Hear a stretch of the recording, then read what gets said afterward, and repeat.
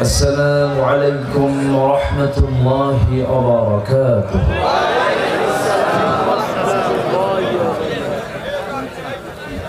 إن الحمد لله الأكرم الذي خلق الإنسان وكرم وعلمه من البيان ما لم يعلم، فسبحان الذي لا يحصى امتنانه باللسان ولا بالقلم. نشهد أن لا إله إلا الله وحده لا شريك له، ونشهد أن سيدنا وحبيبنا ومولانا محمدا عبده ورسوله الذي أرسله بالحق بشيرا ونذيرا وداعيا إلى الله بإذنه وسراجا منيرا. فقد قال الله تعالى في كلامه المجيد وفرقانه الحميد: أعوذ بالله من الشيطان الرجيم. بسم الله الرحمن الرحيم.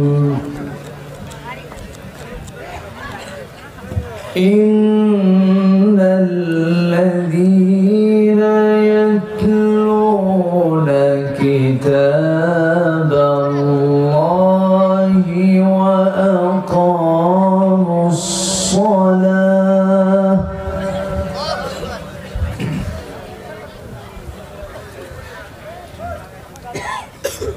إن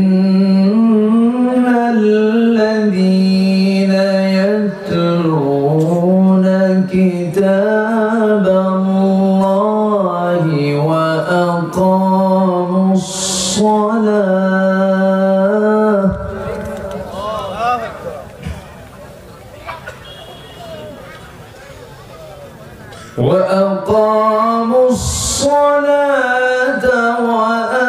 وأنفقوا مما رزقناهم سرا وعلانية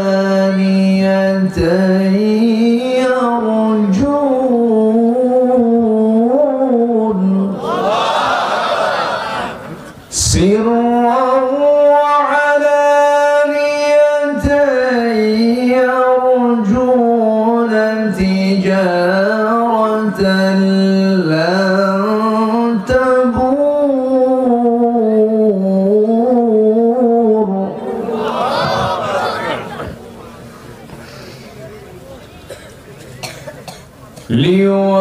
ليوفيهم أجورهم ويزيدهم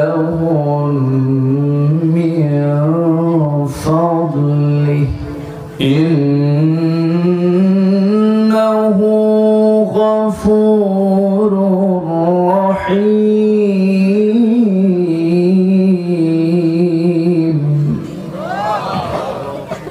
إنه غفور شكور.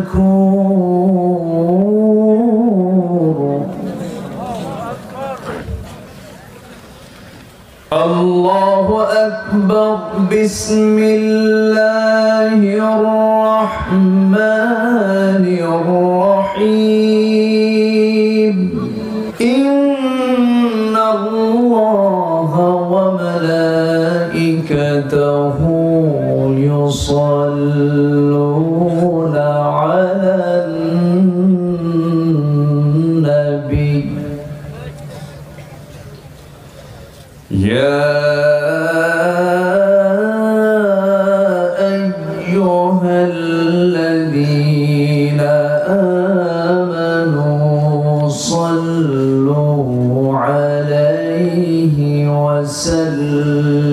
وسلموا تسليما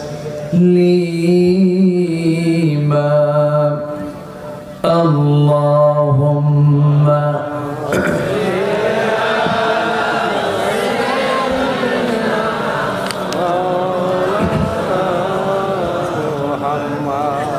وعلى آل سيدنا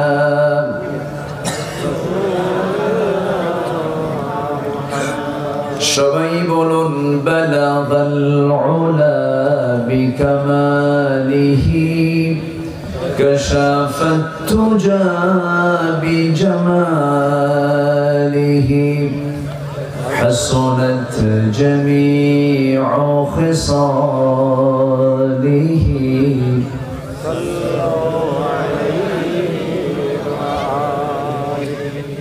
سورة يوسف بداري حكمة لقمان ما قارئ قرآن باري يهدي لساد ما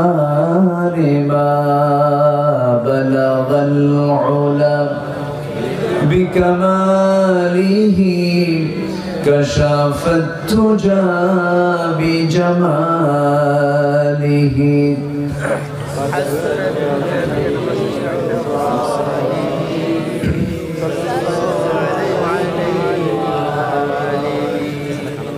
آمين কোরআনের সুর মাঝে শুনেছি যে নাম আজানের সুর মাঝেও শুনেছি সে নাম ও নাম শুনেছি আমি আমার হৃদয় হে রাসূল নবীজি তোমায়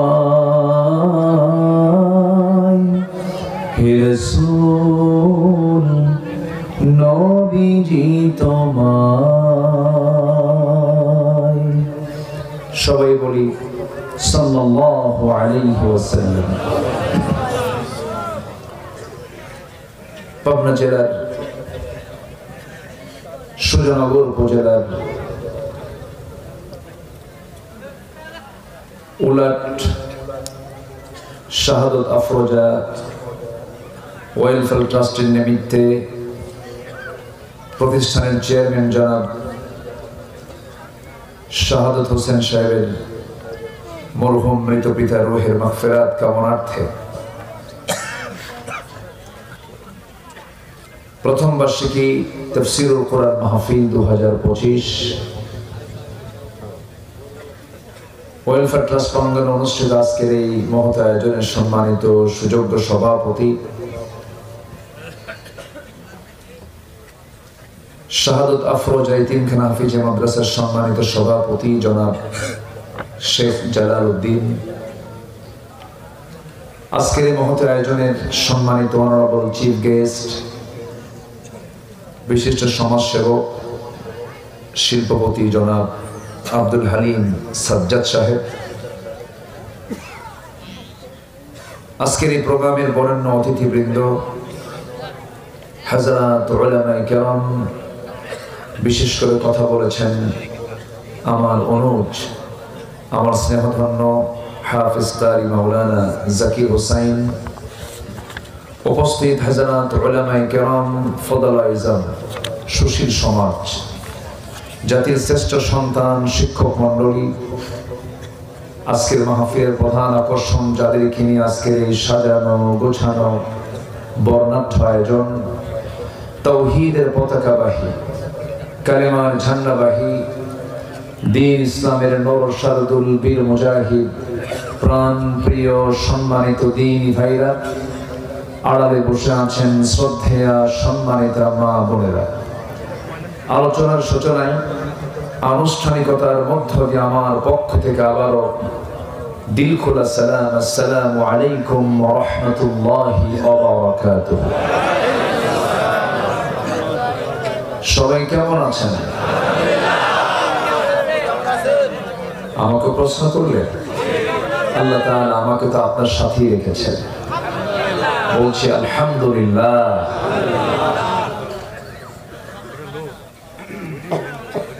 মহান রব্বে কারীমের শাহী দরবারে শুকরিয়া যে মহান আল্লাহ সুবহানাহু ওয়া তাআলা আমাকে আপনাকে একটু অনুকূল পরিবেশ, নিশ্চিন্ত মনে কোরআন শোনা বলার একটা সুযোগ আল্লাহ পাক তৈরি করে দিয়েছেন। বলি আলহামদুলিল্লাহ। এই তো মাত্র কিছুদিন আগেই মাহফিল করার কোনো পরিবেশ ছিল না। মাহফিল কমিটির জুতার তলা ক্ষয় হতো, মাহফিলের পারমিশন মিলত না। আমি কি ভুল বললাম? মাহফিল করা ছিল মাহফিল কমিটির কাছে যেন একটা অপরাধের মতো। যারা কোরআনকে বন্ধ করতে চেয়েছিল তারাই তো বন্ধ হয়ে গেল। ঠিক আছে না? আল্লাহ পাক আবার চালু করে দিয়েছেন। বলি আলহামদুলিল্লাহ। চিৎকার মেরে বলছে আল্লাহুম্মা ইন্নী আসআলুকা আল হুদা ওয়াত তুকা ওয়াল আফাফা ওয়াল গিনা। সবাই বলি আল্লাহুম্মা আইন্নি আলা যিকরিকা ওয়া শুকরিকা ওয়া হুসনি ইবাদাতিকা। আমরা আল্লাহ তাআলা শুকর আদায় করে নিলাম। একটু উঠতে একটু দেরি হয়ে গেল। আমরা অনেক ওয়াজও শুনছি। ছোট বাচ্চার ভিতরে যে কলিজা, ও তো গোটাটাই কলিজা,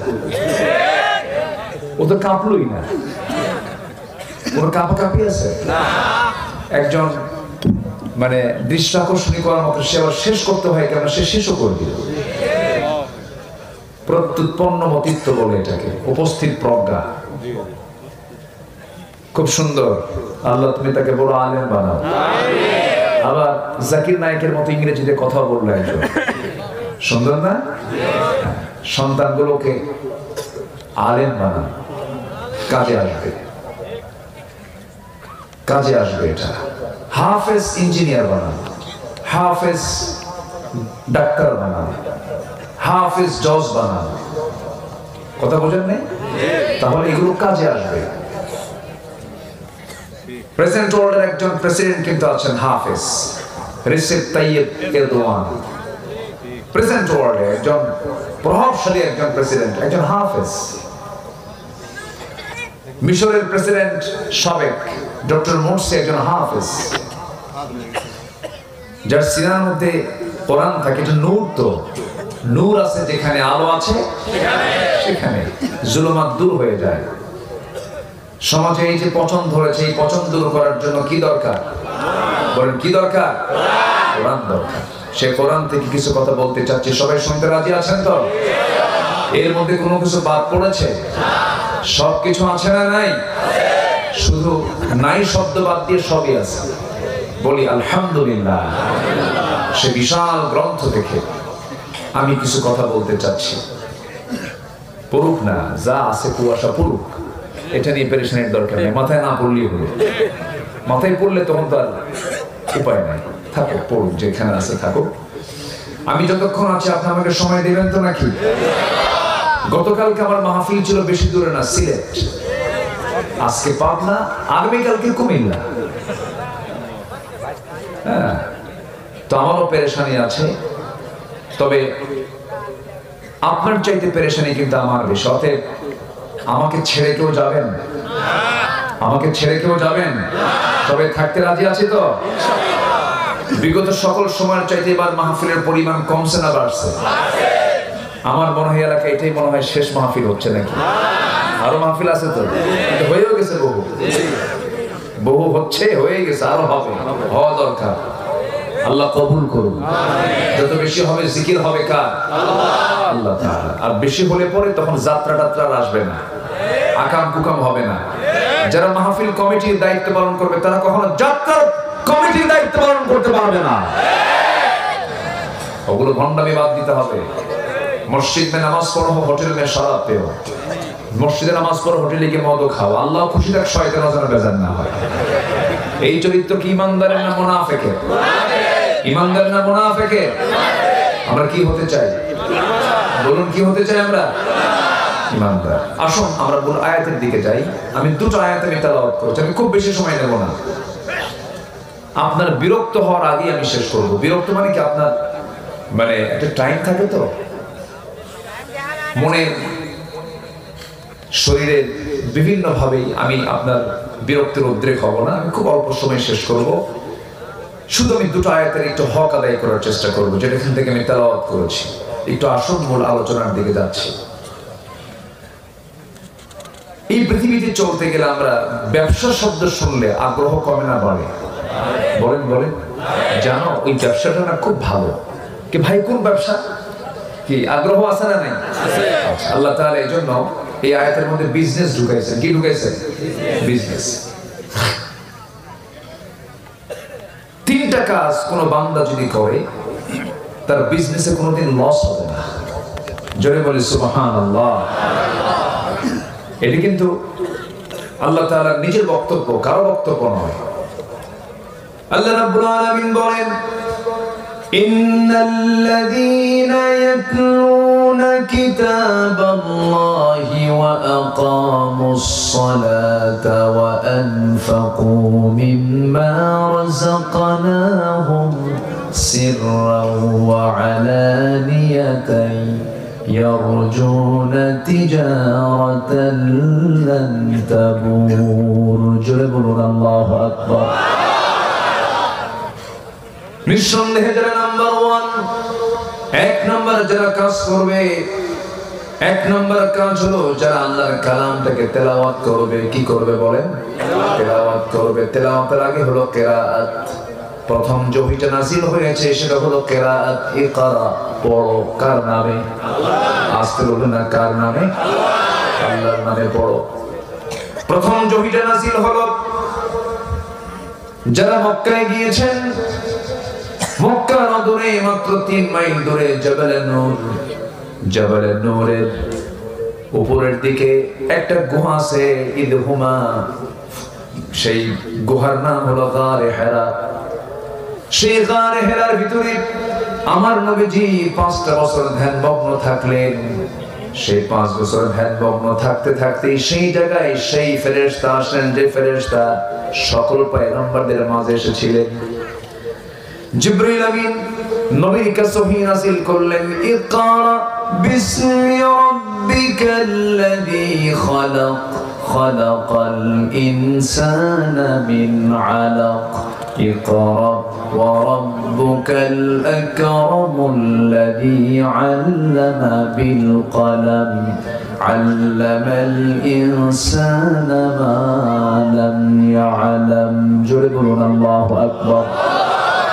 নবী আপনি পড়ুন কার নামে? আস্তে বলবেন না, কার নামে? আল্লাহর নামে, যিনি মানুষকে সৃষ্টি করেছেন। সৃষ্টি করেছেন জমাট রক্ত থেকে, ঝুলন্ত থেকে। যোগ সদৃশ ছিল মানুষের। যখন আল্লাহ পাক মানুষ সৃষ্টি করে যখন সুরক্ষিত একটা জায়গার মধ্যে মার জরায়ুতে যখন রেখেছেন, এটা প্রথমে ছিল হলো আলাক, যোগের মতো দেখা যায়। তো বিশ্ববিখ্যাত একজন ভ্রূণ বিজ্ঞানী, ভ্রূণ তথ্যবিদ, এমব্রায়োলজির একজন গবেষক ডক্টর কেইট মোর, উনি এই এমব্রায়োলজির উপরে অনেক কিছু তথ্যপাত্য দিয়েছেন। ওনার কাছে যখন আলাক শব্দটা গেল, কোরআনের এই থিসিসটা যখন গেল, তখন ওনাকে নতুন করে জানানো হলো যে আলাক মানে হলো জোকের মতো কোনো কিছু দেখা যায়, এমন কিছুকে আলাক বলা হয়।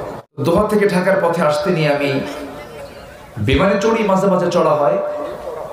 তো বিশাল মানে জাস্ট মেঘের উপরে যখন বিমানটা চলতেছিল, নিচের দিকে তাকায় আমার চোখটা গেল সুদূর পর্যন্ত, চোখ আর পারল না, এত মেঘ, বিশাল মেঘমালা। তো ভাবলাম এই মেঘের কি ওজন আছে নাকি, আমি জানতাম। একটু চিন্তা করলাম, এর ওজন যদি থাকে তাহলে তো কাম সারা। একটু সার্চ দিলাম, সার্চ দিয়ে দেখি যে না, মেঘের ওজনও আছে। বিজ্ঞান বলছে কিউমুলাস নামে কিছু মেঘমালা আছে যাদের ওজন হলো 10 লক্ষ টন। আল্লাহু আকবার বলেন। কিউমুলাস নামে কিছু কি বলে মেঘমালা আছে যাদের ওজন আরো বেশি। ভাবলাম দেখি তো কোরআনে আছে নাকি এই বক্তব্য। আল্লাহ রাব্বুল আলামিন ১৫০০ বছর আগে জানায় দিলেন হুয়াল্লাযী ইউরিকুমুল বারকা খাওফান ওয়া তামআন ওয়া ইউনশিস সাহাবাত সিকাল। জোরে বলুন আল্লাহু আকবার। তিনি সেই মহান প্রভু যিনি এই আকাশে মেঘমালা সৃষ্টি করেছেন, জমাট করেছেন এবং সেটাকে ওজন করে ভারী করে সেখানে ঝুলায় রেখেছেন। জোরে বলি সুবহানাল্লাহ। যদি মেঘগুলো যদি পড়ে যেত, বলেন যদি মেঘগুলো পড়ে যেত মানুষ কি বাঁচত? এই ইমারত, এই সুন্দর ঘর বাড়ি এগুলো কি একটাও থাকতো? তাহলে আকাশে ঝুলিয়ে রেখেছেন মেঘগুলোকে কে? এই মেঘ বাষ্পীয় আকারে জমিন থেকে যখন পানিগুলো তুলে নেন বাষ্পীয় আকারে, এই সিস্টেমটা না করে যদি পাইপিং সিস্টেম হতো, পৃথিবী চলতো? পৃথিবী চলতো? সব কিছু ম্যানেজমেন্ট করেছেন যিনি আমার, তিনি কে? আল্লাহ তাআলা। সম্মানিত ভাইরা, প্রথমেই বৃষ্টি নয়, প্রথমে বায়ুর প্রবাহ। কিসের প্রবাহ বলেন তো? বায়ুর প্রবাহ। এরপরে মেঘের স্তূপীকরণ, এরপর সেই ঘনীভূত সেই মেঘ থেকে আল্লাহ তাআলা এটাকে গলে গলে বৃষ্টি আকারে জমিনটাকে ধুলাই বলেন, জমিনটাকে সিক্ত করেন। তিনি কে? আল্লাহ তাআলা। এটা বিজ্ঞান হারে এসে প্রমাণ করছে যে প্রথমে বায়ুর প্রবাহ হয়, এরপরে বৃষ্টি নাজিল হয়। তাহলে এই তথ্যগুলো আজকে বিজ্ঞান 19-20 শতকের সময় এসে বলল, অথচ আল্লাহ রাব্বুল আলামিন এই কথাটা আজ থেকে আরো ১৫০০ বছর আগে বলে দিয়েছে।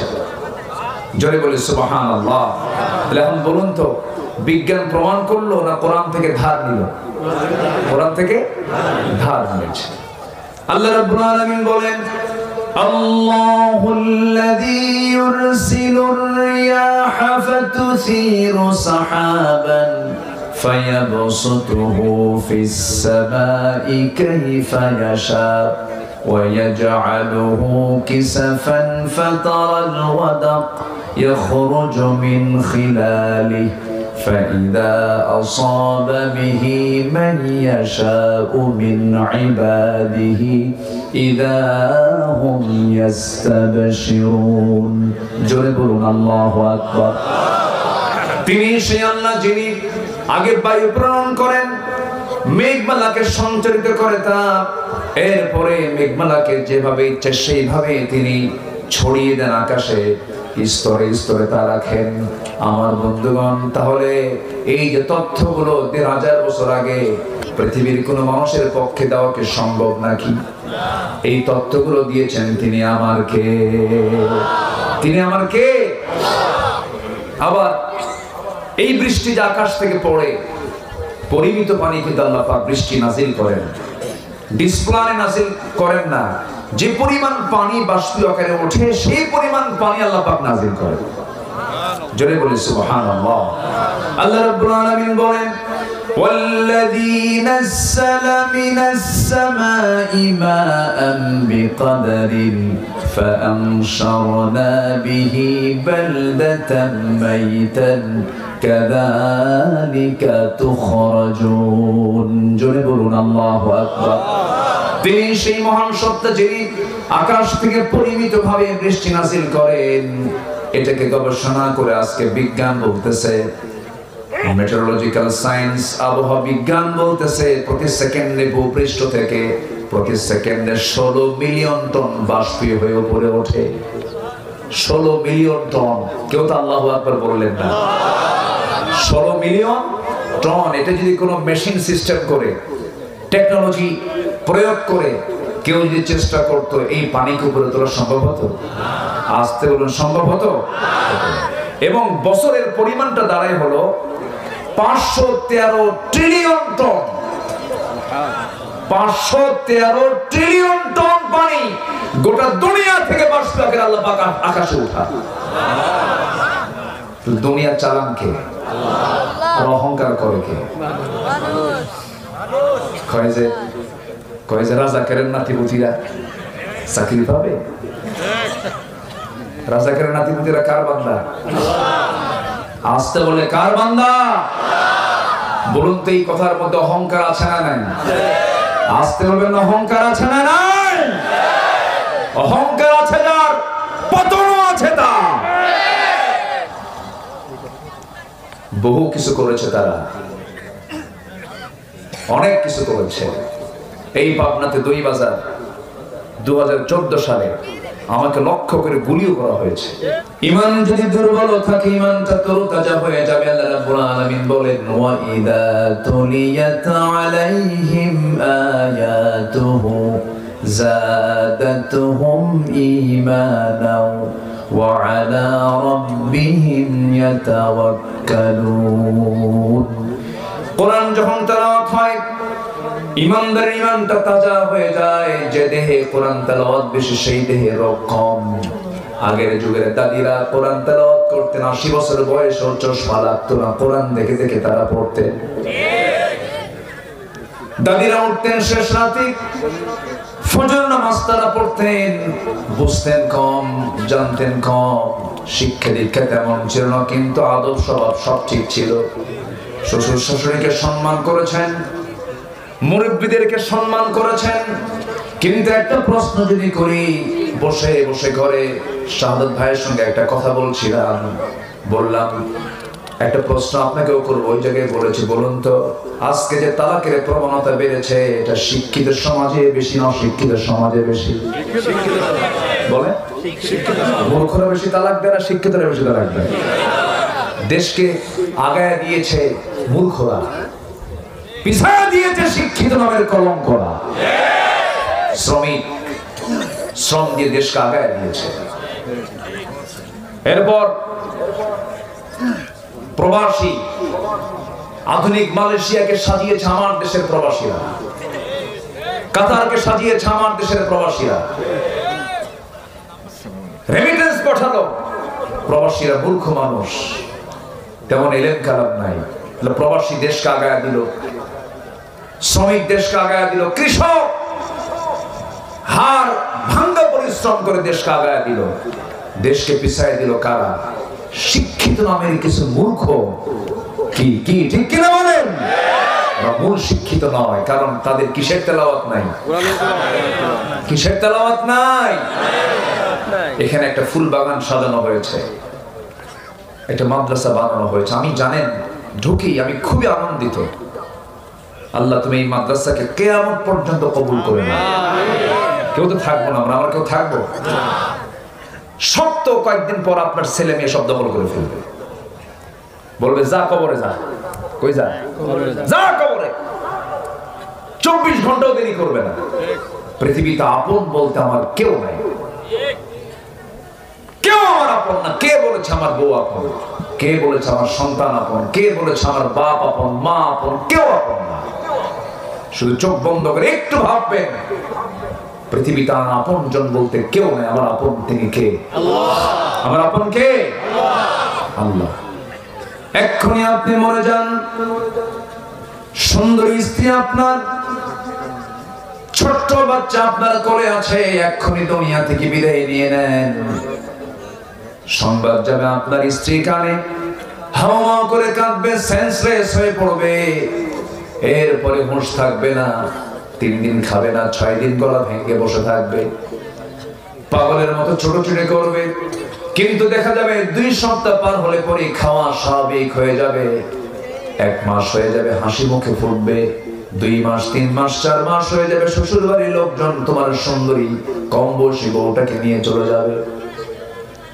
6 মাস 7 মাস হয়ে গেলে পরে মুরব্বীরা আনাগোনা করবি, কানাকানি করবে, এমন একটা মেয়েকে এই জায়গায় কেমন করে রাখবো? বিয়ের শাদী দেওয়া দরকার, জোর করে হয়তো বা বিয়ের শাদী দিয়ে দেবে।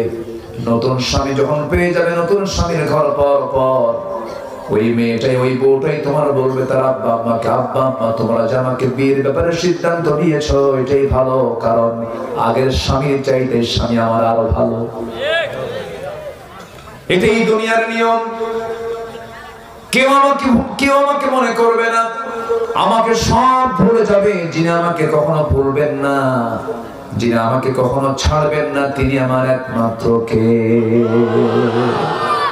আল্লাহ বলছেন বান্দারে তুই আমাকে ভুলে থাকিস কেমনে? তুই কি জানিস তুই আমার দিকে 1 হাত আগালে আমি তোর দিকে 10 হাত আগাই।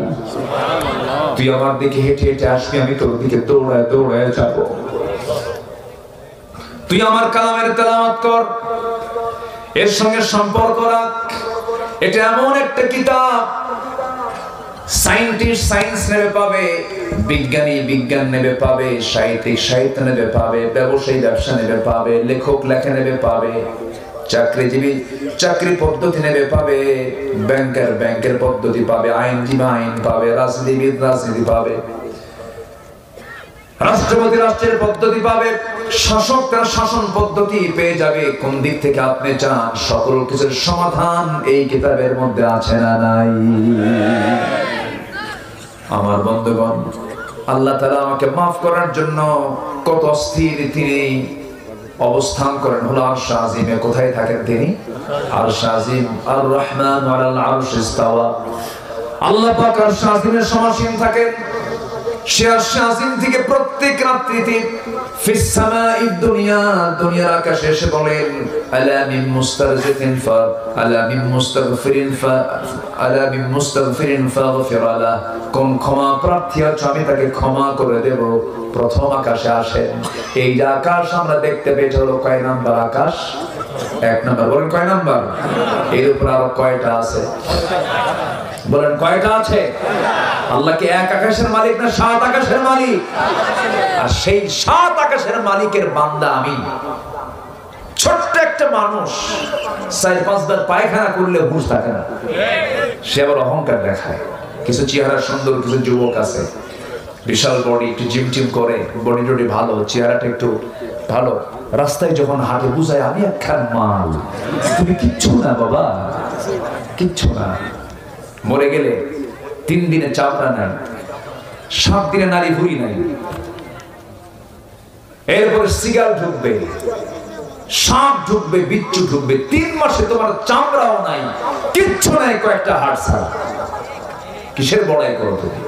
তোমার জন্ম 1 ফোঁটা পানি থেকে। অহংকার বান্দার জন্য নয়। চোখ বন্ধ করলে সব অহংকার চলে যাবে। অহংকার কার? আর সে আল্লাহ বলছেন কি জানেন? সে আল্লাহ বলতেছেন বান্দা আমি দুনিয়ার আকাশে চলে আসছি আমি তোমাকে মাফ করার জন্য। আকাশটা কত বড় দেখেন। আমরা যেখানে বসে আছি, আমার কথা কি মন খারাপ করছেন আপনারা? কথা বুঝতে পারছেন তো? আমরা যেখানে বসে আছি এখান থেকে আকাশটা কয় মাইল দূরে? 3 মাইল? কিছু কম, একটা পরিমাণ কম দেখি। 80 লক্ষ মাইল দূরে। কোথায়? কোথায় 9 কোটি 80 লক্ষ মাইল দূরে? আকাশ, আকাশ। সূর্য চন্দ্র একটা এস্টিমেট করা যায়। আকাশ কই? আকাশের কোনো কেউ তথ্য পাইছে খুঁজে? কিন্তু আকাশ দেখা যায় না? দেখা যায়। এই ছাদের মালিক কে? আল্লাহ। খুঁটি কয়টা? খুঁটি নাই। 4-5টা আছে মনে হয় নাকি? কোনো খুঁটি মুটি আছে? বলুন তো পৃথিবীর কোন ছাদকে সঙ্গে পারবে? কাতারে গিয়েছিলাম, কাতারে এক শপিং মার্কেটে ঢুকে দেখি আকাশ রাতের বেলা দিনের মতো। ওরা পুরো উপরটাকে পুরো চাঁদনি রাতের মতো সাজাইছে, দিনের মতো সাজাইছে। মানে আকাশের ডিজাইন তারা করেছে। আকাশে তার আকাশটা কত আধুনিক ডিজাইনের আকাশ, ছাদ। আল্লাহু আকবার। পৃথিবীর কোন বিল্ডিং কি খুঁটি ছাড়া হয়? আর আল্লাহ পাক একটা ছাদ বানায় রাখছেন, কোনো খুঁটি নাই। জোরে বলি সুবহানাল্লাহ। বিগাইরি আমাদিন তারাউনাহা। আমার ভাইয়েরা, এই আকাশটা কত দূরে? কান লাগাবেন, কানটা খরগোশের মতো খাড়া করবেন, মনোযোগ দিয়ে শুনুন। একটু ওই হাদিসের দিকে ব্যাখ্যা দিতে নিয়ে কথাটা বলতে আমি বাধ্য হচ্ছি, একটু বলা দরকার, একটু শোনেন। আমার আল্লাহ কত দূর থেকে আমাকে মাফ করার জন্য প্রথম আকাশে আসেন। আমরা যেখানে বসে আছি পাবনা জেলার সুজানগর উপজেলার উলাট গ্রামে আমরা বসে আছি। এই জায়গা থেকে আমরা যদি উপরের দিকে তাকায় একটা আকাশ দেখতে পাই, সূর্য দেখতে পাই, রাতের বেলা চাঁদ দেখতে পাই। এই চাঁদের দেশে মানুষ গেছে, সূর্যের কাছে মানুষ যেতে পারে নাই, কিন্তু কিছু তারকারা যে আকাশে দেখা যায়, তারকা একটা দুইটা নয়, ব্যাটেল জুইস নামক একটা তারকা আছে, যে তারকা সূর্যের চাইতে 33 কোটি গুণ বড়। সুবহানাল্লাহ। একটু আস্তে কোন সুবহানাল্লাহ। কত কোটি গুণ? কত কোটি গুণ বলেন? সূর্যের চাইতে একটা তারকার আকার 33 কোটি গুণ বড় একটা তারকা। এরকম করে গ্যালাক্সি, এক একটা গ্যালাক্সির মধ্যে আছে 500 বিলিয়ন তারকা। মিলিয়ন না, 500 বিলিয়ন তারকা আছে এক একটা গ্যালাক্সির মধ্যে। ওটা কিন্তু আকাশ না, মহাশূন্যে ঝুলতেছে, মহাশূন্যে ঝুলতেছে। এই তারকাগুলো বেটেলজুইস, সুপারনোভা, আড্রা, প্রক্সিমা সেন্ট্রাই, এই সমস্ত তারকাগুলোকে আল্লাহ রাব্বুল আলামিন মহাশূন্যের মাঝে ঝুলায় রেখেছে। আবার আমার বন্ধুগণ, এরকম গ্যালাক্সি একটা দুইটা কোটি কোটি গ্যালাক্সি আল্লাহ রাব্বুল আলামিন মহাশূন্যে রেখে দিয়েছেন।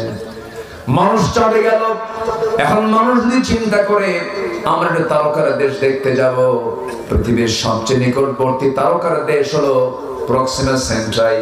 প্রক্সিমা সেন্ট্রাই যদি কেউ যেতে চায়, দুনিয়ার কোনো যানবাহন দিয়ে কি যাওয়া সম্ভব নাকি? দেখে চেষ্টা করে দেখি তো নভোযান দিয়ে সম্ভব হয় কিনা। অ্যাপোলো 11 নামে একটা নভোযান আছে, লেটেস্ট ও নভোযান, যার ঘন্টার গতি হলো 39,000 কিলোমিটার। কত হাজার? মানুষ বানাইছে, কিন্তু মানুষের জ্ঞান যে নাই তা তো না। ঘন্টার গতি কত? 39,000 কিলোমিটার। অ্যাপোলো 11, এই অ্যাপোলো 11 যার ঘন্টার গতি হলো 39,000 কিলোমিটার, 39,000 কিলোমিটার বেগে যদি কেউ ওই নভোযানে চলে যদি রওনা দিয়ে দেয়, সেই সবচেয়ে নিকটবর্তী তারকার দেশ প্রক্সিমা সেন্ট্রাই যেতে যদি সময় নেয়, রওনা দেয়, তার সময় লেগে যাবে পার আওয়ার 39,000 কিলোমিটার বেগে সময় লেগে যাবে 1,15,000 বছর মাত্র। যাবেন কারা কারা? হাত তোলে। যাবেন? কেমনে যাবেন? বাঁচবেন কয়দিন? যাবেন কখন? কেউ তো সুবহানাল্লাহ বললেন না। জোরে বলেন সুবহানাল্লাহ। তাহলে তারকা সবচেয়ে নিকটবর্তী তারকার দেশে যদি যেতে এত সময় লাগে, আরো তারকা আছে, এরপর আকাশ আছে। তাহলে আমার আল্লাহ কত দূর? এই যে আকাশ, এই আকাশের চাইতে বিশাল বড় হলো দ্বিতীয় আকাশ, তার চারও বড় তার তৃতীয় আকাশ। সেই 7 আকাশের উপর হচ্ছে আরশ আজিম। সে আরশ আজিম থেকে প্রত্যেক রাতে প্রথম আকাশে এসে বলেন, বান্দা ক্ষমা চা, ক্ষমা করে দেব। জোরে বলে সুবহানাল্লাহ। ক্ষমা চাবে কখন? বিড়ি খাতি তো কামসা। এত বিড়ি জাতি খায়, ওরে বাপরে বাপ। এই যে আসতেছিলাম ওখানে, যখন আসতে বহু লোক দেখলাম আসতেছে, এক একটা লোকের মুখ থেকে এক একটা বিড়ির গন্ধ। মাহফিল শেষে মুসাফা করতে আসে, রাগ করেন না, একটু মজা করে বলতেছে, মহব্বতে মুসাফা করে, মুসাফা করি, মাশাআল্লাহ, কোনো সমস্যা নেই। কিন্তু কি বলে, গাড়িতে বসে যখন দু হাত যখন নাকে নেই, তখন দেখি সুঘ্রাণ আর সুঘ্রাণ। তো বললাম তাড়াতাড়ি কিছু দাও, হাতটা ধুয়ে ফেলি। এত বিড়ি জাতি খায়, মনে হয় জাতি মানে বান্দার সৃষ্টি হয়েছে বিড়ি খাওয়ার জন্য। ভাত একবেলা মিস হোক, বিড়ি মিস হওয়া যাবে না, ঠিক কি না? এত খাওয়া খায়, হ্যাঁ, বিড়ি খেতেই হবে। আবার মাহফিল এসে বলে, হুজুর বিড়ি খাওয়া কি জায়েজ আছে? উনি চেষ্টায় আছেন যে এটাকে জায়েজ করা যায় কেন। আবার আপনি পান খান, বুড়া মানুষ, ঠোঁটটা লাল হলে দেখতেও সুন্দর লাগে, পান খান, পান খেতে সমস্যা নেই, কিন্তু পানের সাথে আবার হাকিমপুরি রহমতুল্লাহ আলাইহি কেন? এখানে কথা আছে, এখানে ক্লেম আছে না নাই? খাওয়া যাবে কি? মাদক নিয়ে কি কিছু কথা বলার দরকার আছে? নেশা নিয়ে বলার দরকার আছে না নাই? যার নেশা আছে তার ক্ষতি ছাড়া কিছু নাই। কোন নেশার দিকে আমরা যাব না। জোরে বলি ইনশাআল্লাহ। যুবকরা ভালো হও, তোমার হাতে আগামীর বাংলাদেশ উঠবে। নামাজটা পড়ো, চরিত্র সুন্দর করো। গার্লস স্কুলের সামনে যায়া ইতিমের মধ্যে বসে রাখো না, এগুলো লস প্রজেক্ট। ফুচকা টুচকা একসঙ্গে বসে খাইও না, চুরি ফিতে কিনা দেওয়ার দরকার নেই, একদম লস, একদম কি লস। মনে থাকবে? আস্তে করে মনে থাকবে। পিছনের দরজা দিয়ে যাবা না, বিয়ের প্রয়োজন হবে সামনে বলে ফেলবা, মুরব্বীকে বলে ফেলবা। যে যুবক বিয়ে করার আগ্রহ প্রকাশ করে সে চরিত্রবান, আর যে যুবক বিয়ে করার কোনো কথাই কয় না ওর বাইপাস মারে। সোজা কথা, ঠিক কি না? এটা বাপ মাকে বুঝতে হবে যে না, ছেলে আমার বলতেছে, ছেলে ভালো থাকতে চায়। কি যুবকরা তোমরা খুশি হওনি? আসতে কয় এই খুশি হওনি? তাহলে প্রেম হবে বিয়ের আগে না বিয়ের পরে? কি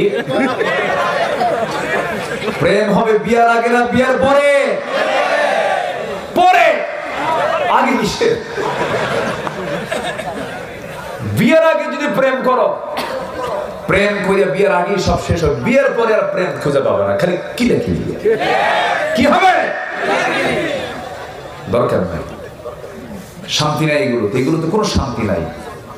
যাও নাটক পড়ায় যাও, যাও সিনেমা পড়ায় যাও, আল্লাহর কসম করে বলি সিনেমা পড়ায় যাও, নাটক পড়ায় যাও, কোন পরিবারের শান্তি নাই।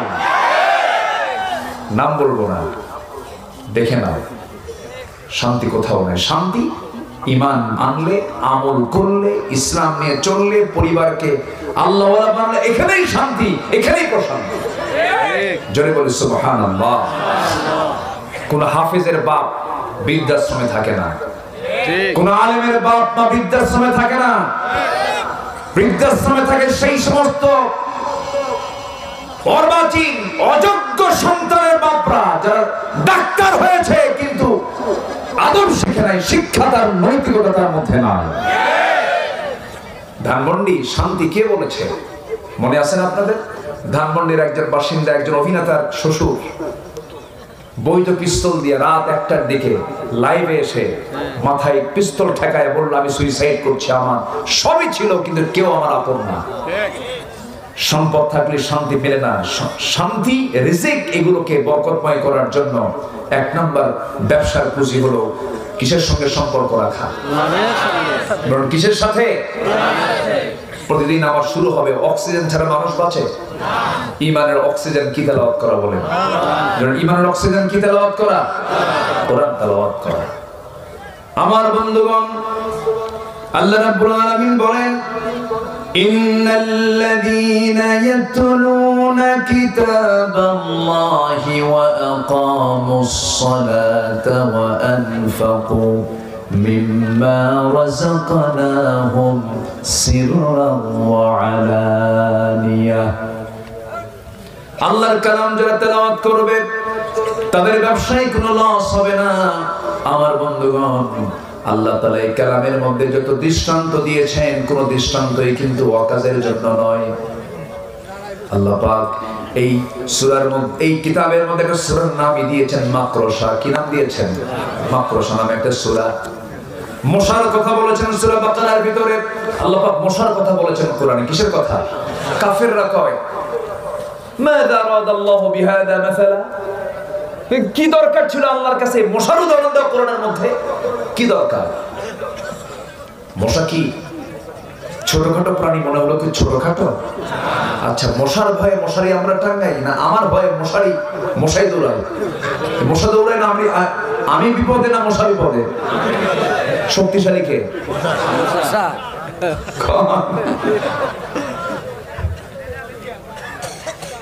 মশারি টাঙ্গাতে হয়। শীতের রাতে ঘরের মধ্যে কোথাও মশা নাই, কোথাও মশা নাই, চোখে পড়ি না, লাইট বন্ধ, কানের কাছে এসে সারেগামা পাধানিসা শুরু হয়ে গেছে। কি ঠিক আছে না? আর ঘুম হয় না। কেমনে টের পেল? মশা 75 ফুট দূর থেকে টের পায় যখন একটা ছড়ির মধ্যে শুয়ে আছে। তাহলে আমার চাইতে ওর ঘ্রাণ শক্তি কম না বেশি? আমার চোখে ধরা পড়লো না, কিন্তু মশার চোখে আমি ধরা পড়ে গেছি। আমি মানে ওর রাডারে পড়ে গেছি। আচ্ছা, রোগীকে অজ্ঞান করার জন্য অপারেশনের সময় কি বলে? ওটাকে কি বলে? এনেস্থেশিয়া করে। মশা কি করে জানেন? আপনার এখানে রক্ত খাওয়াকে এনেস্থেশিয়া। আল্লাহু আকবার বলবেন না? মশা দুর্বল? কে বলছে মশা দুর্বল? আমার বন্ধুগণ, এই মশা আল্লাহ রাব্বুল আলামিন উদাহরণ দিয়েছেন। আল্লাহর কালামগুলো এই জন্য তেলাওয়াত করা দরকার। ইন্নাল্লাহা লা ইস্তাহি আন ইয়াদরিবা মাসালান মা বাউদাতান ফামা ফাওকাহা। আল্লাহ পাক লজ্জা বোধ করেন না এই সমস্ত প্রাণীর উদাহরণ দিতে, কারণ এর মধ্যে অবশ্যই শিক্ষা আছে না নাই? ইউদিল্লু বিহি কাসীরা ওয়া ইয়াহদি বিহি কাসীরা। নাম্বার 1 হলো মশা থেকে আমাদের শিক্ষা নেবার অনেক কিছু আছে। এর মধ্যে 1 নাম্বার শিক্ষা, মশা যখন বেশি খায়, বেশি খাইলে পরে মশার হায়াত কমে না বাড়ে? এই 16 বছর যারা খাইছে, কম খাইছে না বেশি খাইছে? মরছে কি দেরি করে না তাড়াতাড়ি করে? কম খাবে। আস্তে কম কেন? ঠিক কিনা? 11 লক্ষ কোটি টাকা দেশ থেকে পাচার করেছে তারা, বেশি খাইতে গেছে, মরছে তাড়াতাড়ি। ঠিক কিনা? আছে মশা থেকে শিক্ষা আছে। নাম্বার 2, মশা যখন ওড়ে নাকের কাছে, কানের কাছে যখন ভনভন করে, ভনভন আওয়াজ হয় না? ওর পাখাটা নড়ে। পৃথিবীর কোন এরকম মেশিন আজ পর্যন্ত আবিষ্কার হয় নাই। মশা প্রতি সেকেন্ডে তার পাখার ঝাপটাই হলো 300 থেকে 600 বার। 300 থেকে 600 প্রতি সেকেন্ডে মশা তার পাখা নড়ায় 300 থেকে 600 বার। বলেন তাহলে আল্লাহ যে 1500 বছর আগে মশার কথা বলছে, এটা কি কি যৌক্তিকতা আছে না? আছে না? বলে আছে না? আরেকটা কারণ, সেটা হলো নমরুদ মরছে কিসের কামড় খায়? বলেন কিসের কামড় খায়? মশার কামড় খায়। আল্লাহ। তাহলে আল্লাহর কালাম কি তেলাওয়াতের দরকার আসেনি? আসেনি? আমরা আল্লাহর কালামের তেলাওয়াত করব। জোরে বলি ইনশাআল্লাহ। আমরা কি আল্লাহর কালাম তেলাওয়াত করব না? জোরে বলি ইনশাআল্লাহ। নামাজে কি লাগে? নামাজে কিসের তেলাওয়াত লাগে? লাগে তেলাওয়াত লাগে। তেলাওয়াত ছাড়া কোনো জায়গা নেই। এজন্য কোরআন তেলাওয়াত আগে শিখবো আমরা। জোরে বলি ইনশাআল্লাহ। একটু কান লাগাবেন, একটু মনোযোগ দিয়ে সবাই শুনবেন। এই কালাম তেলাওয়াত করে সাইয়েদনা ওমর ফারুকের মতো মানুষ, যে লোকটা রাসূলকে মারার জন্য গেলেন, কিন্তু মারতে গিয়ে মারতে পারলেন না, হেরে গেলেন কিসের? তেলাওয়াতের কাছে। আল্লাহু আকবার। সাইয়েদনা ওমর ফারুক যখন রাসূলকে মারতে গেছেন তরবারি নিয়ে, আবু জাহেল বলে ফেলল, আমর ইবনে হিশাম বলে ফেলল, কে মারবে? মুহাম্মদ বিন আব্দুল্লাহকে। তরবারি উঁচু করে ওমর ফারুক বললেন, আমি মারবো। রওনা দিয়েছেন তিনি, কিন্তু পারলেন না, কারণ তার কানের মধ্যে ঢুকে গেছে আল্লাহর কালামের তেলাওয়াত। তাহা মা আনজালনা আলাইকাল কুরআন লিতাশকা। এই আয়াত যখন শুনলেন, সঙ্গে সঙ্গে তিনি চোখের পানি আটকাতে পারলেন না। আয়াতগুলো নিয়ে গিয়ে নবীর সামনে দাঁড়ায় চোখের পানি ফেলে ফেলে তরবারি নবীর পায়ের কাছে রেখে দিয়ে বলছে, আল্লাহর নবী, আপনাকে আজকে হত্যা করতাম, কিন্তু পারলাম না, কোরআন তেলাওয়াত আমাকে হারায় দিয়েছে। জোরে বলি সুবহানাল্লাহ। ওমর কি মানুষ হয়ে গেলেন দেখেন, কি ব্যক্তি হয়ে গেলেন তিনি। রাষ্ট্রের তহবিলে কিছু মধু ছিল। রাষ্ট্রের তহবিলে কি ছিল? মধু ছিল। সেই মধুটা রাষ্ট্রের তহবিলই ছিল, তার মধুর প্রয়োজন। তিনি অসুস্থ, মধু তাকে শরীরে প্রয়োগ করতে হবে, মধু নিচ্ছেন না। তিনি বললেন, জনগণ আমাকে যতক্ষণ পর্যন্ত রায় না দেবে, আমার এই মধুটা নেওয়া আমার জন্য হারাম। জনগণ যদি আমাকে জায়েজ বলে দেয়, আমি তখন মধুটা আমি নিতে পারবো। আল্লাহু আকবার। আমার বন্ধুগণ, ওমর ফারুক রাদিয়াল্লাহু তাআলা আনহু তার এক ছেলে বাজার থেকে ছোট্ট ঘোড়া কিনে এনেছেন। তিনি ঘোড়াটাকে বড় করে বিক্রি করবেন, মোটা তাজা করে বিক্রি করবেন। তার ছেলে ঘোড়া কিনে আনছে, কিন্তু ঘোড়াটাকে ঘাস খাওয়ায়। ওমর ফারুক যেখানে থাকেন সেটা হলো রাষ্ট্রের জায়গা, তার পিছনে একটা রাষ্ট্রের জায়গা আছে, সেখানে ঘাস জন্মায়। সেই রাষ্ট্রের জায়গার উপরে যে ঘাস জন্মায়, সেই ঘাস তার ছেলে সেই ঘোড়াকে খাওয়ায় আর ধীরে ধীরে বড় করে। ঘোড়া যখন বড় হয়ে গেল, মোটা তাজাকরণ করার পর ঘোড়া বিক্রি করতে গেছে লাভ করার জন্য, বাজারে বিক্রি হয়ে গেছে। কিন্তু যেদিন বিক্রি হয়েছে সেদিন ওমর ফারুকের বাড়ি থেকে বের হন না, আমার ছেলে আগে আসুক, দরজার মুখে দাঁড়ায় আছেন। সামনে ছেলে যখন দাঁড়ায় আছে, ছেলেকে বলছেন, আমার কলিজার টুকরা সন্তান, ঘোড়া কোথায়? বিক্রি করেছি। কিনছো কত? এত। বিক্রি করছো কত? এত। লাভ হয়েছে কত? এত। এই লভ্যাংশের টাকাটুকু রাষ্ট্রীয় পোশাকের জমা দাও, কারণ ঘোড়া তোমার হতে পারে কিন্তু ঘাস হলো রাষ্ট্রের জায়গা। আরেকটা আস্তে কর সুবহানাল্লাহ। কি কিসের তেলাওয়াত? বলেন কিসের তেলাওয়াত? কোরআনের তেলাওয়াত। ওমর ফারুক রাদিয়াল্লাহু তাআলা একদিন রাষ্ট্রের কিছু মধু পেলেন ভাগে। সেই মধুটা আবার 5 ভাগে ভাগ করে তিনি প্রতিবেশীদের মাঝে সমান করে দিবেন। মধুর বোতলটা নিয়ে এসে বউকে বলছেন, বউ আমার, বেশি দিন কিন্তু আগের কথা নয়, ওমর ফারুক ছিলেন 40টা রাষ্ট্রের তিনি রাষ্ট্রপ্রধান। কয়টা রাষ্ট্র বলেন? 40টা রাষ্ট্রের রাষ্ট্রপ্রধান তিনি। হাতের মধ্যে মধু নিয়ে এসে বউকে বলছেন, বউ আমার, এই মধুর বোতলে 5টা ভাগ করবে, আমাদের একটা অংশ আর বাকি 4টা অংশ প্রতিবেশীর মাঝে বন্টন করবে। বউকে দায়িত্ব দেওয়া 2 থেকে 3 মিনিট পর আবার বলছেন, স্ত্রী মন খারাপ করা যাবে না, আমি তোমাকে মধুভাগের দায়িত্ব দেব না, আমি অন্য কাউকে দেব। বলুন, কোন স্বামী যদি স্ত্রীর সঙ্গে এমন আচরণ করে পরিবেশ কেমন হবে? কিছু হবে না। মানে আপনার বউরা সব রাগে অবস্থি হয়ে বসে আছে, কোনো গন্ডগোল করবে না, না? হ্যাঁ, লাগবে কিছু, লাগবে নাকি? লাগবে কিনা? তুমি সংসার করবে আমার সাথে, এত সন্দেহ করো? কিচ্ছু বললেন না তার স্ত্রী, মধুর বোতলটা নিলেন। কিন্তু মনক্ষুণ্ণ তোমার স্বাভাবিক। মধুর বোতলটা নিয়ে প্রতিবেশীর একজনের কাছে গিয়ে বললেন, ও আমার প্রতিবেশী ভাই, এই যে মধুর বোতল তোমাকে দিয়ে গেলাম, এটাকে তুমি সমান 5 ভাগে ভাগ করবে, একটা ভাগ আমাকে দেবে, বাকি 4 ভাগ 4 জনকে দিয়ে দিবা।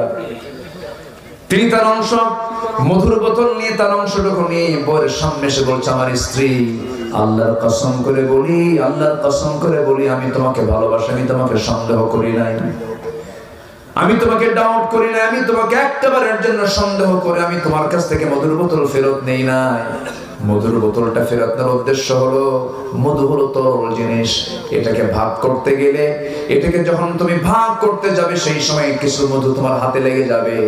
সেই মধুটা 1 ফোঁটা হোক, 2 ফোঁটা হোক, 3 ফোঁটা হোক, এতটুকু মধু আমাদের ভাগে বেশি আসুক চাই নাই মনে করে মধু ভাগের দায়িত্ব আমরা অন্যের কাঁধে তুলে দিয়েছি। কিসের তেলাওয়াত? বলুন কিসের তেলাওয়াত? কোরআন তেলাওয়াত করলে মানুষ ভালো হয়ে যায়। বলি আলহামদুলিল্লাহ। আমরা কোরআনটাকে বুঝবো নিয়মিত, জোরে বলি ইনশাআল্লাহ। কিন্তু কোরআন তেলাওয়াত হয় আমার দেশে কখন জানেন? মানুষ যখন মরে যায়, যখন মানুষ কি হয়, হুজুর কিছু ভাড়া করে আনো তো, আল্লাহ ঠেকা পড়ছে তোমার ওই ভাড়া করা তেলাওয়াত আল্লাহ কবুল করা। কি কথা কি বুঝতেছেন আপনারা? সারা জীবন আকাম কুকাম করে বেরিয়েছ, কোরআন নাযিল হয়েছে মরা লোকের জন্য, জিন্দা লোকের জন্য। জিন্দা লোকের জন্য কোরআন নাযিল হয়েছে। সম্মানিত ভাইরা, এই কোরআন তেলাওয়াত করেই তো ওমর ভালো হয়েছে। একজন সাহাবী নবীর সামনে বসে বসে কাঁদে। রাসূল বলেন, সাহাবী কাঁদলো কেন? হুজুর, আপনি বলেছেন ইসলাম কবুল করলে সব গুনাহ মাফ হয়, কিন্তু আমার মনে হয় একটা গুনাহ মাফ হয় নাই। কি গুনাহ? হুজুর, নিজের হাতে নিজের মেয়েকে খুন করেছে। রাসূল বললেন, কেমনে খুন করেছে বলো তো? নবীজি আবার শুনতেন, কেউ কোনো কথা বলা শুরু করলে অনেক লম্বা সময় চুপ থেকে শুনতেন। দেখবেন না সমাজে কিছু লোক আছে শুনতে চায় না, খালি কয়, এরকম আছে না কিছু লোক আছে না? রাসূল এরকম ছিলেন, রাসূল শুনতেন লম্বা সময় নিয়ে। বসো, কি বলতে চাও বলো। আমার নবীজি সামনে থেকে বসায়া দিলেন, চোখে তার পানি টলমল করছে, কাঁদতেছেন। রাসূল বলছেন, কেঁদো না সাহাবী, কি হয়েছে বলো। তিনি বলছেন, হুজুর, আমি যেদিন থেকে দিন গ্রহণ করেছি সেই দিন থেকে আজ পর্যন্ত কোনো রাত আমি ঘুমাতে পারি না। একটা বারের জন্য, একটা রাতের জন্য আমি ঘুমাতে পারি নাই। একটা কারণ, সেটা হলো ইসলাম গ্রহণের পূর্বে কোনোদিন মনে হয় না এমন কিছু, কিন্তু যেদিন থেকে ইসলাম গ্রহণ করেছি সেদিন থেকে রাতের বেলা যখন ঘুমাতে যাই তখন মনে হয় পিছন থেকে আমার সে মেয়েটা ডাকতেছে আব্বা আব্বা বলে। কি করেছো বলো তো? খোঁজো। আমি আমার স্ত্রী গর্ভে যখন সন্তান হলো সেই সময় বললাম, বাবার বাড়ি যাওয়ার সন্তান যদি ছেলে হয় নিয়ে আসবে, মেয়ে হলে জীবন্ত পুঁতে হত্যা করবে। পাঠায় দিলাম। সন্তানটা মেয়ে হয়েছে, বউটা আমাকে আড়াল করে সন্তান মেয়ে হয়েছে না বলে সন্তান মৃত হয়েছে। সন্তানটাকে পাশের বাড়িতে রেখে সন্তানকে ধীরে ধীরে আমার আড়ালে বড় করেছে। 6 বছরে দেখি নাই কোনোদিন। হঠাৎ করে একদিন আমার সামনে পড়ে গেল, চট করে ধরলাম। আমার মতো চোখ, আমার মতো কপাল, আমার মতো হাত পা, চট করে ধরে বউয়ের সামনে হাজির করলাম। বউটা আমার থরথর করে কাঁপে আর বলে, সন্তানের তথ্য কতক্ষণ গোপন করবো, সন্তানটা আমাদেরই। আমি জানন খেপে গেলাম, অগ্নি শর্মা হয়ে গেলাম। শিরকিয়াতের কারণে, জাহালাতের কারণে মেরে ফেলার জন্য প্ল্যান করলাম। সূক্ষ্ম বিনয় শুরু করলাম। মেয়েটাকে কোলের মধ্যে আদর করলাম। মেয়েটা বলছে, বাবা তুমি তো খুব ভালো, আমার মা তোমার সঙ্গে কেন পরিচয় করে দিল না? হুজুর, আমার সন্তানটা আমাকে সম্পূর্ণ বিশ্বাস করে আমাকে চুমাকে আমাকে আদর করে। পরের দিন সকালবেলা বললাম, মা তোমাকে আজকে তোমার নানির বাড়ি নিয়ে যাব। সে পাগল হয়ে গেল, ছটফট করছে। মাকে বললাম, মা আমাকে সাজিয়ে দাও। বউটা আমাকে সাজিয়ে দিল তার মেয়েকে। সাজগোজ করে মেয়েটাকে নিয়ে আমি যখন রওনা করলাম, চুমা দিলাম, আদর করলাম, মেয়ে আমার সঙ্গে রওনা দেওয়া শুরু করলো। কিন্তু সন্তান তো জানেন আমি কেমন পাষাণ পিতারে। হুজুর, আমি সন্তানকে নিয়ে আমি রওনা দিয়ে জঙ্গলের দিকে চলে গেলাম। মেয়েটার মুখ ছোট হয়ে গেছে। মেয়ে বলছে, বাবা এইদিকে যাও কেন, তুমি নানির বাড়ি না যাবা? কিচ্ছু বললাম না। জঙ্গল পার হয়ে সামনে গিয়ে আমি ঠিক দুপুর বেলা কোদাল হাতে নিয়ে গর্ত খনন শুরু করে দিলাম। মেয়েটা আমাকে বলছে বারবার, বাবা নানির বাড়ি কখন যাবে, নানির বাড়ি কখন যাবে, গর্ত কেন খনন করছো? কিচ্ছু বললাম না। গর্ত খনন করি হুজুর, সে মেয়েটা আমার দাড়ির ভিতরে মাটিগুলো ছিটকে এসে পড়ে। আর আমার মেয়েটা আলতো করে সেই দাড়িগুলো সাফ করে দেয় আর বলে, বাবা নানার বাড়ি কখন যাবা? আমার ঘর্মাক্ত দেহ কোদাল মারতেছে, শরীরটা ঘেমে ঘেমে যাচ্ছে। আমার ঘামগুলো টপ টপ করে পড়তেছে। গামছা দিয়ে সেই ঘামগুলো মুছে মুছে দেওয়ার বলে, বাবা গর্ত কেন খনন করছো? কিচ্ছু বললাম না। গর্ত খনন যখন শেষ হয়ে গেল, এবার মেয়েকে বললাম, মা দেখো তো গর্ত খননটা কেমন হয়েছে। আমার মেয়েটা বিশ্বাস করে নিয়েছে। আমার মেয়েটা একটা মুচকি হাসি দিল। মুচকি হাসি দিয়ে যখন গর্তের কাছে চলে গেছে, গর্তের কিনারে গিয়ে উকি মেরে যখন দেখতেন, আমি পিছন দিকে চলে আসলাম। এমন জোরে সজোর আঘাত করলাম, এক আঘাতে এক ধাক্কায় মেয়েটা গর্তের মধ্যে পড়ে গেল। গর্তের মধ্যে যখন পড়ে গেছে, চিত হয়ে দুটো হাত এক জায়গায় করে বলছে, বাবা বুঝতে পেরেছি তুমি আমাকে এই জায়গায় কেন এনেছো। আজকে মার কথা সত্য হয়ে গেছে, তুমি আমাকে মেরে ফেলবে। বাবা তোমার কাছে একটা বারের জন্য, জীবনের জন্য একটা বার প্রাণ ভিক্ষা চাই। আজকে যদি তুমি আমাকে বাঁচায় দাও, আমি তো এই চেহারা তোমার সামনে আমি কোনোদিন দেখাবো না। বারবার আমাকে আপত্তি মনিত করলো হুজুর, কিন্তু তৎকালীন সমাজের কারণে, শিরকিয়াতের কারণে, জাহালাতের কারণে দিলের মধ্যে কোনো রহমত পয়দা হলো না, মায়া পয়দা হলো না, মহব্বত পয়দা হলো না। হাতের মধ্যে পাথর নিলাম, পাথর নিয়া সন্তানটার কলিজা বরাবর যখন পাথর মেরে দিলাম, ফিঙ্কি দিয়ে রক্ত পড়া শুরু হলো। আব্বা আব্বা করে চিৎকার করে ডাকলো। মায়া দয়া হলো না, নিচের হাতি পাথর চাপা দিয়া, মাটি চাপা দিয়া, বালু চাপা দিয়া জমের মতো শেষ করে দিলাম। হুজুর কয়েকটা রাত আজকে ঘুম হয় না আমার। বারবার সন্তানের ডাক যেন আমাকে ডাকতেছে, কে যেন পিছন থেকে ডাকে, এরকম মনে হয়। রাসূল সাহাবীকে জড়িয়ে ধরে বলছে, সাহাবী রে, দিন গ্রহণ করার কারণে তোমার এত বড় গুনাহ আল্লাহ রাব্বুল আলামিন তোমার জীবন থেকে সাফ করে দিয়েছে। আমার ভাইরে, অসংখ্য মানুষগুলো, যেই সমাজের মানুষগুলো নিজের মাকে বিয়ে করত, সৎ মাকে বিয়ে করত, কাবাকে সামনে রেখে চতুর্দিকে তারা উলঙ্গ হয়ে তোয়াফ করত, সেই মানুষগুলো সোনার মানুষের রূপ নিলেন। আবু বকর তৈরি হলো, ওমর তৈরি হলো, আলী তৈরি হলো, ওসমান তৈরি হলো। এই যে জগৎধন্য মানুষগুলো সেই সমাজ থেকে বের করে টেনে এনেছেন কিসের তেলাওয়াত দিয়া? ইয়াতলু আলাইহিম আয়াতিহি কি ওয়া ইউযাক্কিহিম ওয়া ইউআল্লিমুহুমুল কিতাব ওয়াল হিকমা। জোরে বলি আল্লাহু আকবার। এক নাম্বার তেলাওয়াত। এক নাম্বার কি? তেলাওয়াত। কয়টা কাছে লস নাই? চলতেছে কয় নাম্বার? এক নাম্বার। এই এক নাম্বার টেন নিয়ে অন্তত 2 দিন আরো বহু কথা ছিল, এখন তো সময় নাই। ঘুরে দেখবো না? আচ্ছা দেখলাম না, আসেন দোয়া করি। খুবই সুন্দর, বলি আলহামদুলিল্লাহ। সবাইকে কোরআন তেলাওয়াত করতে রাজি আছেন? নামাজ বাদ দিয়া, হ্যাঁ নামাজে তেলাওয়াত আছে না নাই? 5 ওয়াক্ত নামাজ পড়বেন কারা কারা একটু হাত তুলে দেখান দেখি। জোরে বলি ইয়া আল্লাহ, আরো জোরে ইয়া আল্লাহ। আমাদেরকে আমাদেরকে 5 ওয়াক্ত সালাত আদায় করা তৌফিক তুমি আল্লাহ দিয়া দাও। জোরে বলি আমিন। আপনারা কষ্ট পেলেন? কষ্ট পেলেন? আচ্ছা, সম্মানিত ভাইরা, নামাজ পড়লাম, বাপ মাকে ভাত দিই না, এদের কোনো সন্তানটা সুজানগরের নাই মনে হয় আছে, কিন্তু পীর বাবার দরবারে গরু পাঠায়। পীর বাবার দরবারে কি পাঠায়? গরু পাঠায়। যে গরু পাঠায় সে আরেক বলদ, যে ছাগল পাঠায় সে আরেক রাম ছাগল, আছে না নাই? আচ্ছা, বাবার দরবারে গিয়ে সেজদা মারে, বাবা বাঁচাও। ওই বাবা বাদ দিয়া তোমার বাপকে বলো, আব্বা তুমি আমার জন্য দোয়া করো, একদম আর শাসিনী দোয়া পৌঁছে যাবে। জোরে বলি সুবহানাল্লাহ। আজকে যদি ধনীরা যদি দিনের দিকে ঝুঁকে পড়তো, দেশ আজকে অপসংস্কৃতির আগ্রাসনের শিকার হতো না। যখন আসলাম মাদ্রাসার সামনে, যখন দাঁড়ালাম, বুকটা শীতল হয়ে গেল। খুব সুন্দর, এত সুন্দর একটা মহৎ উদ্যোগ তিনি নিয়েছেন। আল্লাহ তুমি এই প্রতিষ্ঠানকে কবুল করো, জোরে বলি আল্লাহুম্মা আমিন। সকল সম্পদ যেন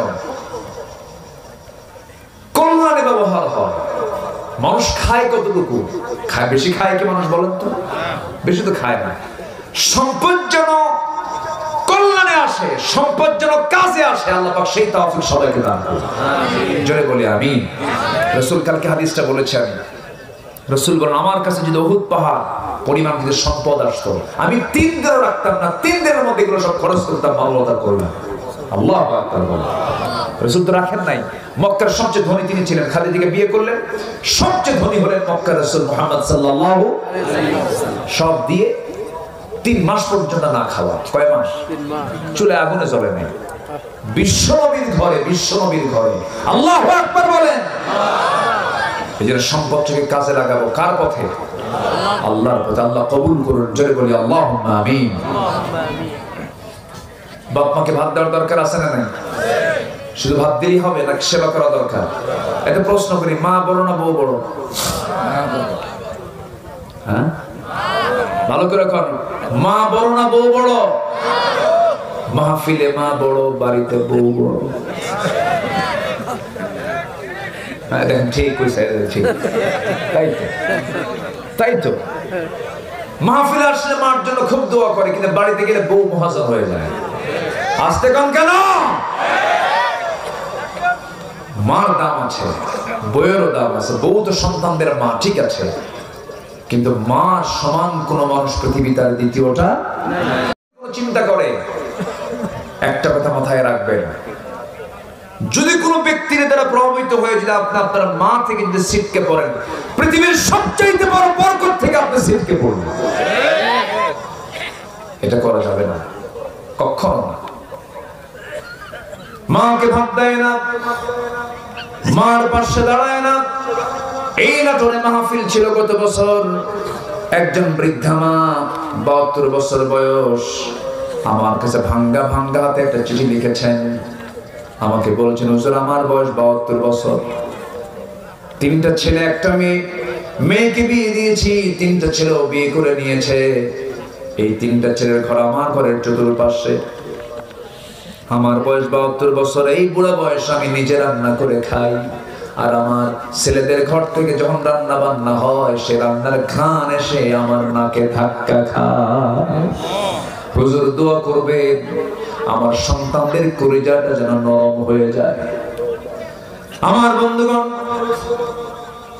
অথচ সেই মা যখন ওই সন্তান 4টা যখন ছোট ছিল, ওই সন্তান 4টা যখন ছোট ছিল, যখন ক্যা ক্যা করে কাঁদতো, শীতের মধ্যে কোনো কোনো পেশাব পায়খানা করে দিত, সেই কঠিন সময়গুলোতে মা 1 হাঁড়ি রেঁধেছেন না 4 হাঁড়ি রেঁধেছেন?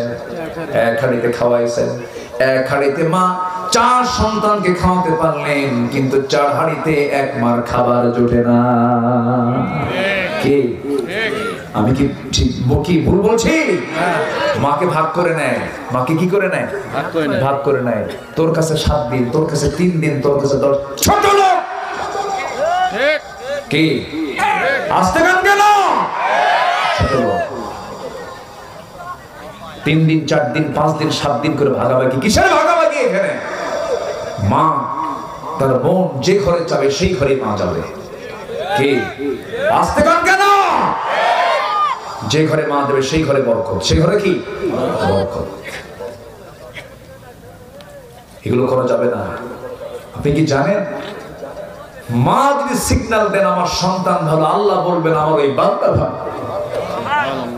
বাপ যদি বলে যে আমার ছেলেটা ভালো, আল্লাহ বলবেন এই বান্দা আমার ভালো। রাত 3টার দিকে আমি গত বছর একটা মাহফিলের স্মৃতিচারণ করছি। রাত 3টার দিকে আমার সঙ্গে দেখা হয় না বহুদিন। মাহফিলে যাই, বিভিন্ন জায়গায় যাওয়া হয়। 3টার দিকে আমি মাহফিল করে মাকে ফোন দিলাম। 1টার দিকে, মা আমি আসতেছি। বুড়া মানুষ, বাবা আসবা তুমি? হ্যাঁ। মোটামুটি 4টা বেজে গেল। দরজায় গিয়ে নক করলাম, চট করে দরজা খুলে দিয়েছেন। বললাম মা তুমি কি ঘুমাও নাই? মা বলতেছে বাজান তুই কি খাবি? আমার তো টেনশন হয়েছে, রান্না বান্না করছি। কিন্তু আপনি 3টার দিকে আপনার বউকে যদি বলেন আমি আসতেছি 4টার দিকে আসতেছি, রান্না বান্না করবা, ঠান্ডার মধ্যে রান্না বান্না করা যায় নাকি? একটা মানুষ কোনোদিন সন্তানের কাছে অভিযোগ কখনো দেয় না, তিনি হলেন মা। শাড়ি দিবেন না, কোনো ক্লেম নাই। কোনো কিছু কিনে দিবেন না, কোনো ক্লেম নাই। কিন্তু আপনি যদি কম দামি শাড়িও যদি কিনে দেন, কম দামি কোনো কিছু যদি নিয়ে যান, সেই মাটা সেই শাড়িটা একে ওকে দেখায় আর বলে জানো আমার ছেলেতে এই কাপড়টা আমার দিছে, খুব খুশি। মা খুশি হয়ে যান। কিন্তু আপনার বউকে আপনি 4 ভরি পেটা স্বর্ণের চেন দিয়েছেন, বলবে তুমি আমার এই কেটে কি চেন দিলা? অমকের বউরে 6 ভরি স্বর্ণের চেন দিয়েছে। ভাইয়ের জন্য আপনি একটা কিনে দিয়েছেন, সে বলবে আমার ভাই কি কিনে আনছে, দাম কম। পৃথিবীর আপনি কোনো মানুষকে খুশি করতে পারবেন না, কিন্তু মা এমন একটা সম্পদের নাম যার হারিয়েছে সেই তো বুঝতেছে, সেই তো টের পাচ্ছে। কিন্তু আপনার মার কাছে গিয়ে যদি আপনি সামনে গিয়ে শুধু যদি বলেন মা তোমার জন্য একটা আপেল কিনে আনছি, মা আপেলটা দেখে বলবে দে আপেলটা আমার হাতে দে। ছুরি দিয়ে কাটবে, বটি দিয়া কেটে কেটে টুকরো টুকরো করে বলবে বাজান তোর মুখটা শুকনা, তুই খা, তুই বেঁচে থাক। জোরে বলি সুবহানাল্লাহ। নিজের মুখে কোনো কিছু না তুলে নিয়ে সন্তানের মুখে তুলে দেয় একমাত্র কে? মা। শুধু মানুষের মধ্যে না, প্রাণীগুলোর দিকেও তাকান আপনি। এতগুলো খাবার নিয়ে, সবগুলো খাবার একটা পাখি তার বাচ্চাগুলোকে খাওয়ায়। এই মাতৃত্ব, এই মহাব্বত কে তৈরি করে দিয়েছেন? আর সেই মা তোমার কাছে বিরক্তকর মনে হয়, সে মাকে খাবার দিতে নিয়ে তোমার কৃপণতা আসে, হিসাব করে এত দিতে পারবো না। বাপ্পার খরচে কোনো হিসাব নাই, ঠিক কিনা? যা লাগবে বাপ মা এরকম কিছু চাইও না যে তুই আমার আকাশের চাঁদ দে, এরকম কিছু ডিমান্ড কি কোনো বাপ মার আছে? না, বরং আপনি বেশি টাকা দিলে বলে এত লাগে না আমার, তুই নে এটা, তুই এটা কর, এত খরচ করিস কেন? ধমক মারে উল্টা, ঠিক কিনা? পৃথিবীতে দুজন মানুষকে কম দিয়ে সন্তুষ্ট করা যায়, সে দুজনকে বলেন কে? মা আর বাবা।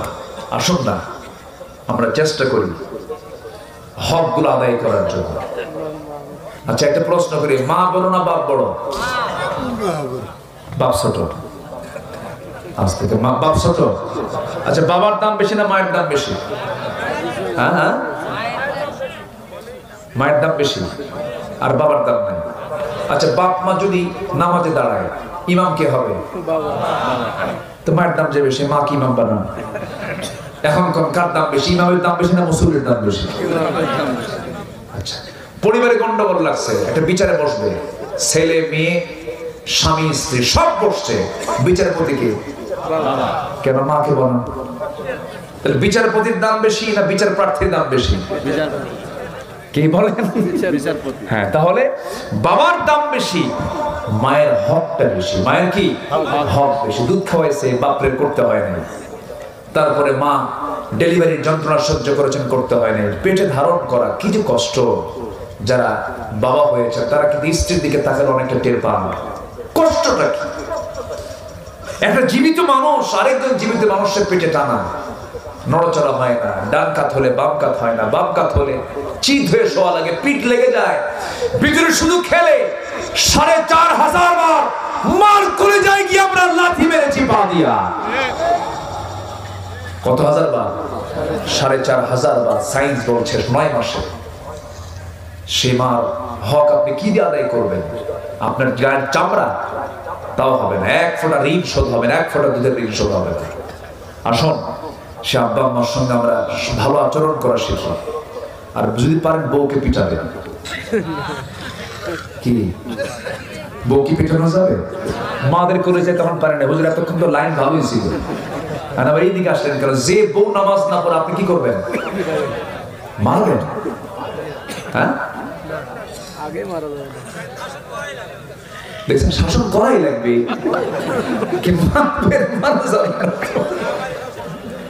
শাসন করতে পারে কিন্তু মারবেন কেন? বলবেন, আপনি চোখ রাঙিয়ে বলবেন, চোখের ভাষায় কথা বলবেন। বউকে মারা লোক তো খুব ভালো না? যারা সমাজে বউকে মারে তারা সমাজের খুব প্রশংসা আছে না তাদের? জানা লোকটা খুব ভালো, বউকে পিটায়, এটা খুব প্রশংসা না? বউকে পিটানো কি সুন্নতে মুআক্কাদা? রাসূল কোন স্ত্রীকে মেরেছেন? তবে 4টা কারণে বউকে মারা যাবে। কয়টা কারণে শুনবেন? শুনবেন? মারার জন্য? দেখছেন মারার জন্য? হ্যাঁ, যারা কইছে হ্যাঁ ওরা ওদের বউই নেই। বলেন তো চেয়ারম্যান বড় না চেয়ারম্যানের বউ বড়? বলেন কে বড়? বউই বড়। তুমি কত বড় চেয়ারম্যান জানা আছে? তুমি বসো।